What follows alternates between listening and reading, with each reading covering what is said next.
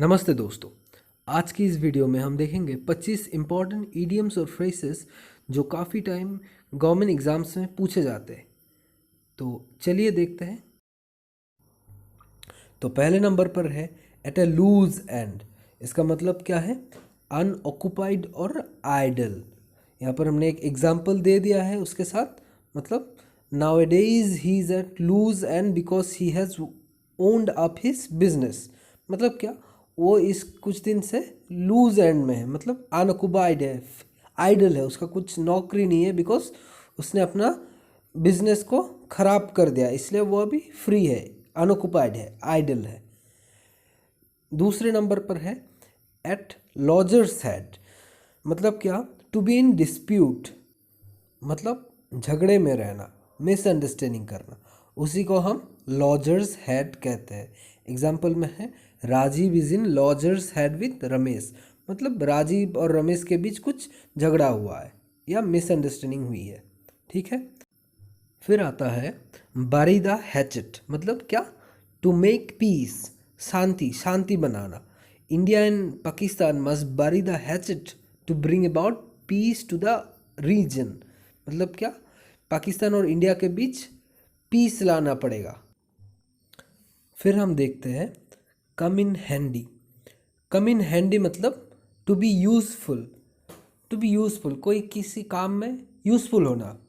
जैसे हम एग्जाम्पल में देखे हैं taking some woollen cloth would come in handy in Shimla. मतलब क्या? यहाँ पर कम इन हैंडली का मतलब क्या? टू बी यूज़फुल, उसका यूज़ होना, वो यूज़फुल चीज़, कुछ यूज़फुल चीज़ के बारे में यहाँ पर कहा गया है। जैसे taking some woollen cloth would come in handy in Shimla. Shimla में कुछ वूलन क्लोथ्स, ठंडी की कपड़े लेने से वो हेल्पफुल या यूज़फुल होगा। तो कम इन हैंडी मतलब क्या? To be useful. ठीक है। फिर हम देखते हैं ईट हम्बल पाई। ईट हम्बल पाई मतलब क्या? टू एपोलोजाइज, मतलब क्या? क्षमा मांगना, माफ़ी मांगना। ठीक है। यहाँ हम एग्जाम्पल में देखते हैं in spite of his constant bragging he lost the match and had to eat humble pie. मतलब क्या?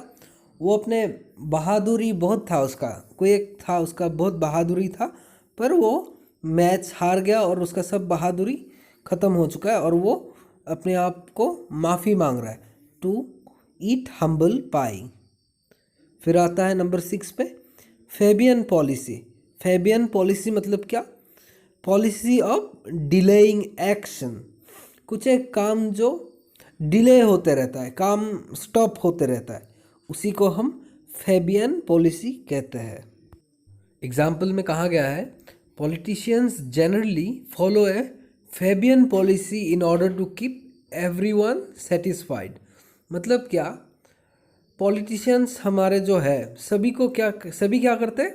कुछ एक काम को बढ़ाते रहते हैं ताकि सबको सेटिस्फाई भी रखा जाए और टाइम भी पास होते रहे। वो हर चीज़ को डिले करते हैं, तो उसी को हम फेबियन पॉलिसी कहते हैं। ठीक है। 7वें नंबर पर हम देखते हैं गुड सैमरिटन। गुड सैमरिटन मतलब क्या? One who helps stranger.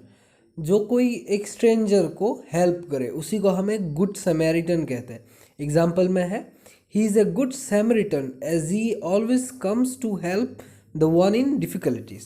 जो भी प्रॉब्लम में आए वो उसका पहचान ना जान के भी उसी को हेल्प कर देना, उसी को गुड सैमरिटन कह देते हैं। ठीक है। गुड सैमरिटन मतलब क्या? जो अनजान आदमी को भी हेल्प करे। ठीक है, अनजान आदमी का भी हेल्प करे, उसी को हम गुड सैमरिटन कहते हैं। ठीक है। उसके बाद हम देखते हैं have the gift of the गैब। इसका मतलब क्या है? Art of speaking. Art of speaking. Have the gift of गैब मतलब बोलने की क्षमता, अच्छे से बोलने की क्षमता को आर्ट ऑफ गैब कहते हैं।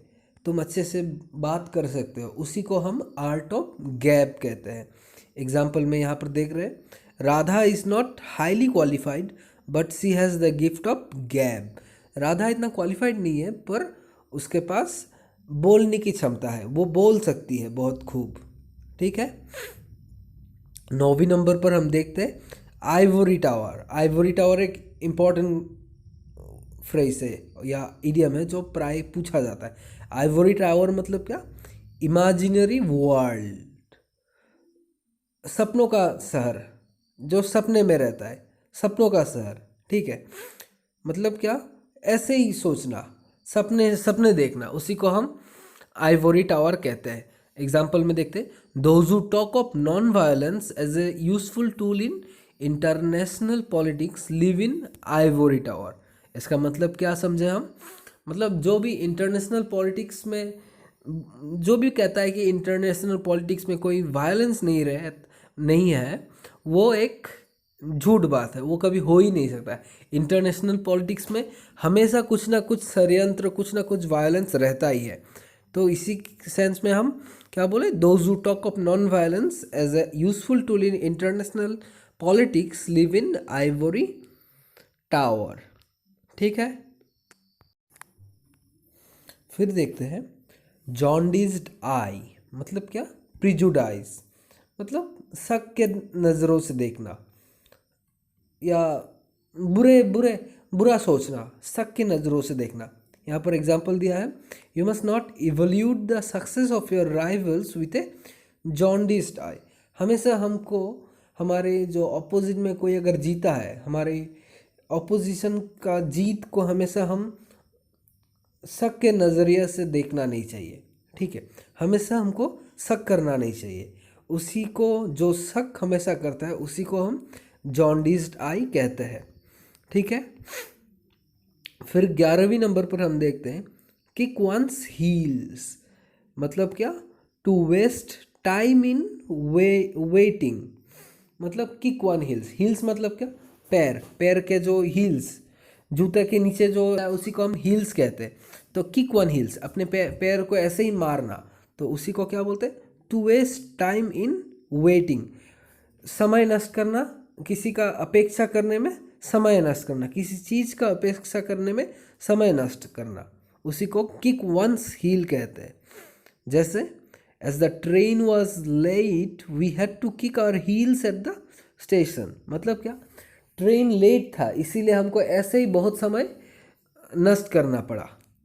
ठीक है, उसके बाद देखते हैं लिप इन द डार्क मतलब क्या?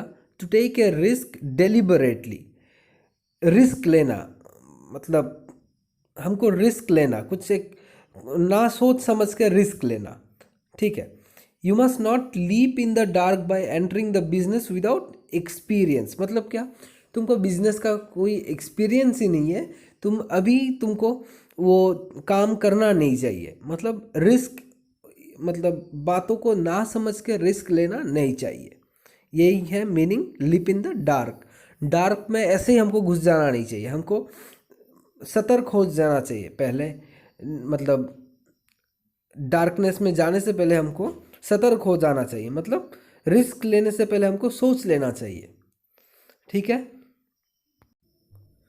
फिर देखते हैं हम मीट वंस वाटरलू मतलब क्या? To face defeat. वाटरलू एक जगह है जहाँ पर नेपोलियन बोनापार्ट युद्ध किए थे और वहाँ पर हार गए थे। तो उसी समय से वाटरलू का महत्व बढ़ गया और उसी चीज़ को हम हार का एक सिंबल हिसाब से यूज़ करते हैं। तो मीट वंस वाटरलू मतलब क्या? To face defeat. यहाँ पर एग्जाम्पल पर दिया गया है, Tipu Sultan met his Waterloo in the 4th battle of Mysore. तो हम क्या समझे इसके मतलब? टीपू सुल्तान ने 4th बैटल ऑफ मैसूर में हार गए थे, वो हार गए थे। वाटरलू मतलब क्या? हार का साइन। तो मीट वंस वाटरलू मतलब क्या? To face defeat. हाँ, उसके बाद निप in the bud. Nib in the bud मतलब क्या? To destroy in the very beginning. शुरुआत में ही उस चीज़ को नष्ट कर देना, शुरुआत में ही कुछ एक चीज़ की शुरुआत में ही उस चीज़ को नष्ट कर देना, उसी को हम बोलते हैं निप इन द बड। ठीक है, मतलब क्या? एग्जाम्पल में है यहाँ पर, the evils of the society must be nipped in the bud. Evils of the society, हमारे सोसाइटी के जो इविल्स है बुरे आदमी है, बुरे चीज़ है, उसको हम शुरुआत में ही नष्ट कर देना चाहिए। ठीक है, the evils of the society must be nipped in the bud. शुरुआत में ही हमारे इविल्स को हम ख़त्म कर देना चाहिए, उसी को हम कहते हैं nip in the bud, to destroy in the very beginning. ठीक है, फिर देखते हैं out and out. Out and out मतलब क्या? कंप्लीटली। मतलब क्या? कंप्लीटली मतलब पूर्णता। आउट एंड आउट मतलब कंप्लीटली, पूर्णता। Bhagat Singh was a patriot out and out. Bhagat Singh एक पूर्ण पैट्रियट थे। पैट्रियट मतलब जो देशभक्त थे, पूर्ण देशभक्त थे, कंप्लीटली। हाँ, आउट एंड आउट मतलब कंप्लीटली। 16वीं नंबर पर हम देखते हैं प्ले ट्रॉन्ड। प्ले ट्रॉन्ड मतलब क्या? To be absent from duty without permission. काम करते वक्त परमिशन ना लेके ही भाग जाना, काम से भाग जाना या काम से हट जाना कुछ समय के कारण, उसको हम प्ले ट्रॉन्ड कहते हैं। मतलब क्या? कभी कभी हम देखते ना, किसी हम ऑफिस में जाने से ऑफिस का लोग नहीं रहता पर ड्यूटी टाइम चल रहा होता है, उसी को हम प्ले ट्रॉन्ड कहते हैं। मतलब to be absent from duty without permission, कोई परमिशन ना लेके ड्यूटी से चले जाना, उसी को प्ले ट्रॉन्ड कहते हैं। एग्जाम्पल में देखिए यहाँ पर, it is a very bad habit of the employees to play truant from office. Employee का ये सब बहुत ख़राब हैबिट है, जो ऑफिस में ना बोल के ही, परमिशन ना लेके ही वो चले जाते हैं कभी कभी। फिर है क्वेर फिश। क्वेर मतलब क्या? स्ट्रेंज। और क्वेर फिश यहाँ पर इसके कारण यूज़ किया जाता है, एक स्ट्रेंज पर्सन, जो एक स्ट्रेंज पर्सन हो, उसी को हम क्वेर फिश कहते हैं।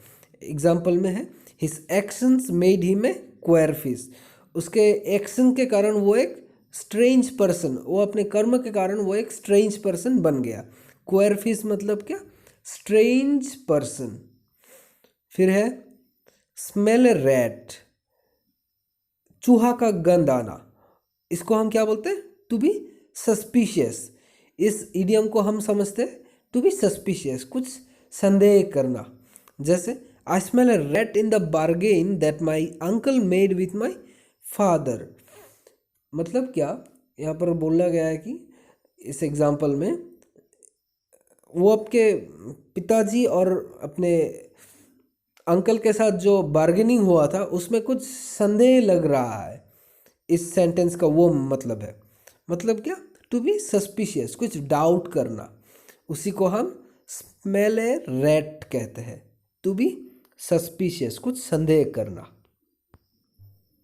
फिर आता है स्वान सॉन्ग। स्वान सॉन्ग मतलब क्या? Last creation.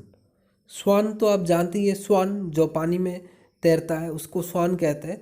तो स्वान सॉन्ग मतलब क्या? यहाँ पर लास्ट क्रिएशन। एग्जाम्पल में है lament was the swan song of Shelley. मतलब क्या समझे हम? लेमेंट जो एक गाना था, वो सेली का अंतिम गाना था, मतलब लास्ट क्रिएशन, अंतिम क्रिएशन था। ठीक है, स्वान सॉन्ग मतलब क्या? लास्ट क्रिएशन, अंतिम क्रिएशन, अंतिम कुछ एक कार्य, उसी को हम स्वान सॉन्ग कहते हैं। फिर देखते हैं हम टॉल टॉक। टॉल टॉक मतलब क्या? Exaggerate the matter.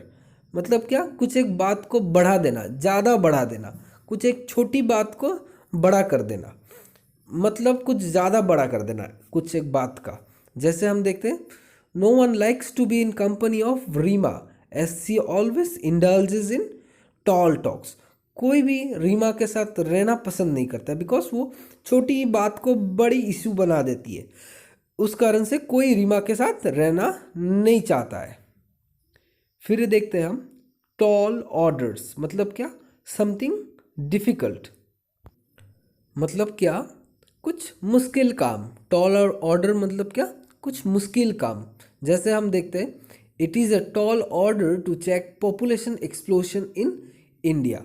इंडिया का जो हमारा पॉपुलेशन एक्सप्लोशन हो रहा है, पॉपुलेशन जो बढ़ रहा है, वो एक डिफ़िकल्ट काम है, उसका रूटीन चेकअप करना। ठीक है, तो उसी को हम बोलते हैं टॉल ऑर्डर। टॉल ऑर्डर मतलब क्या? समथिंग डिफ़िकल्ट, कुछ एक मुश्किल काम, उसी को हम टॉल ऑर्डर कहते हैं। उसके बाद देखते हैं टू एंड फ्रो, मतलब इधर उधर, आगे पीछे, forward backward. To and fro मतलब क्या, आगे पीछे, forward backward. He was trolling in the garden to and fro, वो गार्डन पे आगे पीछे चल रहा था, एक बार इस तरफ जा रहा था, एक बार उस तरफ आगे जा रहा था, एक बार पीछे जा रहा था, मतलब he was trolling to and fro, आगे पीछे ऐसे ही चल रहा था वो गार्डन पे। टू एंड फ्रो मतलब क्या, फॉरवर्ड एंड बैकवर्ड, याद रखिएगा, टू एंड फ्रो मतलब फॉरवर्ड एंड बैकवर्ड। उसके बाद देखते हैं वाइट एलिफेंट, सफ़ेद हाथी मतलब क्या, anything with less utility and more expenditure, कुछ चीज़ जिसका महत्व इतना ज़्यादा नहीं है पर उसका कॉस्ट, प्राइस, उसका दाम बहुत ज़्यादा है, उसी को हम वाइट एलिफेंट या सफ़ेद हाथी कहते हैं। Anything with less utility and more expenditure, उसका खर्चा ज़्यादा है। एग्जाम्पल हम देखते हैं, the public sectors undertakings have proved white elephants to our economy, मतलब क्या, जो पब्लिक सेक्टर एक वाइट एलिफेंट हिसाब से हमारे लिए गण्य किया गया है। वाइट एलिफेंट मतलब क्या, जो लेस यूटिलिटी, जिसका यूज़ इतना ज़्यादा नहीं है पर बहुत कॉस्ट है, उसका खर्चा बहुत ज़्यादा है, ठीक है। वाइट एलिफेंट मतलब anything with less utility and more expenditure. फिर देखते हैं विली नीली मतलब क्या, वेदर वन विशेस और नॉट, कोई चाहे या ना चाहे। विली नीली मतलब क्या, कोई चाहे या ना चाहे। एग्जाम्पल यहाँ देखते हैं, willingly she has to agree to the views of her husband all the time, मतलब क्या, वो चाहे या ना चाहे पर उसको हमेशा उसका हस्बैंड का बात सुनना ही पड़ेगा, उसी को हम willingly मतलब क्या, whether one wishes और not, वो चाहे या ना चाहे, उसी को हम willingly कहते हैं। अंतिम में है वाइल्ड गूज चेज। वाइल्ड गूज क्या है, एक जंगली पक्षी है, तो वाइल्ड गूज चेज एक जंगली पक्षी का पीछे जाना, मतलब क्या, अनप्रॉफिटेबल। उस जंगली पक्षी के पीछे जाकर हमारा क्या होगा, कुछ होने वाला नहीं है, इट इज़ अनप्रॉफिटेबल। तो वाइल्ड गूज चेज मतलब क्या, अनप्रॉफिटेबल, समथिंग अनप्रॉफिटेबल। एग्जाम्पल में, all the efforts of the government to remove illiteracy in India is like a wild goose chase, मतलब क्या, इंडिया का हम जितने भी चेष्टा कर रहे हैं, इंडिया का इलिटरेट, जो भी इलिटरेट है, पढ़ाई लिखाई नहीं करते, उनका इलिटरेट से हम जितने भी मतलब सफल करने के लिए, उनको लिटरेट करने के लिए हम चेष्टा करते हैं, वो लिटरेट होते ही नहीं है। जो इलिटरेट है वो इलिटरेट रह जाता है, वो लिटरेट होना नहीं चाहता, वो पढ़ाई लिखाई करना ही नहीं चाहता है। कोई एक हमारा ग्राम है, कोई हमारा गांव है जहाँ पर इलिटरेसी रेट बहुत हाई है, तो उसी क्षेत्र में ये कहा गया है, मतलब अनप्रॉफिटेबल, हमारा गवर्नमेंट का जितना भी काम हो रहा है उसका कोई प्रॉफिट नहीं मिल रहा है हमको, उसी को हम वाइल्ड गूस चेज कहते हैं, दैट इज समथिंग अनप्रॉफिटेबल। आशा करता हूँ आज का वीडियो आप सभी को पसंद आया होगा। अगर वीडियो अच्छा लगे तो कृपया वीडियो को लाइक कीजिएगा और चैनल को सब्सक्राइब कर दीजिएगा। राधे राधे।